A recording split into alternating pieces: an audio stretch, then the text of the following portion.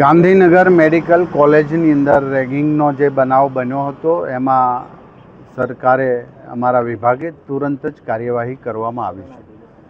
Third યરના 7 students અને અન્ય પ્રથમ વર્ષના વિદ્યાર્થીઓને બોલાવીને હેરાન કરતા હતા. એમની પાસેથી ખોટી માહિતીઓ માંગતા હતા, મેન્ટલી ટોર્ચર કરતા હતા.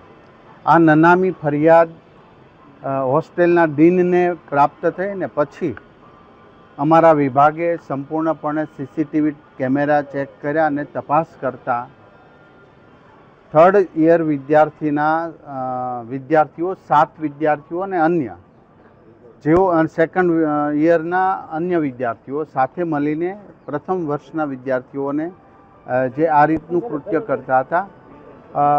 ત્રીજા વર્ષના એ 7 વિદ્યાર્થીઓને 2 વર્ષ માટે સસ્પેન્ડ કરી દેવામાં આવ્યા છે ને બાકીનાને 6 મહિના માટે સસ્પેન્ડ કરી દેવામાં આવ્યા.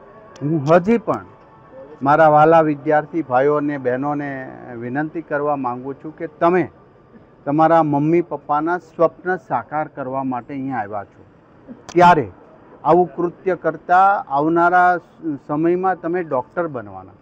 જો અત્યારથી જ આવી માનવતાની હોય, બીજાને હેરાન કરવાની, બીજાને દુઃખ આપવાના જો સંસ્કાર હશે તો તમે ડૉક્ટર બનીને પણ શું કરશો? માટે જાગ્યા ત્યાંથી સવાર હજી અન્ય જ્યાં મેસેજ જશે, અન્ય મેડિકલ કોલેજ, અન્ય કોલેજોની અંદર આવું નાનો એવો બનાવ ન બને એ આ ઉદાહરણ પરથી દાખલો લે. અમને એક પણ નાની એવી કમ્પ્લેન મળશે, અમે ચોક્કસ પ્રકારે એક્શન લેશું અને આ એક્શન એમના કેરિયર પર પણ અસર થશે. કારણ કે અન્ય વિદ્યાર્થીઓને ત્રાસ આપવો અને ઘણીવાર તો વિદ્યાર્થી સુસાઇડ કરે ત્યાં સુધીનો આ ત્રાસ હોય છે. કુમળા માનસ યાની કે 18-20 વર્ષના આ યુવાનો વધારે વિચારી કે વધારે સહન શક્તિ એનામાં હોતી નથી.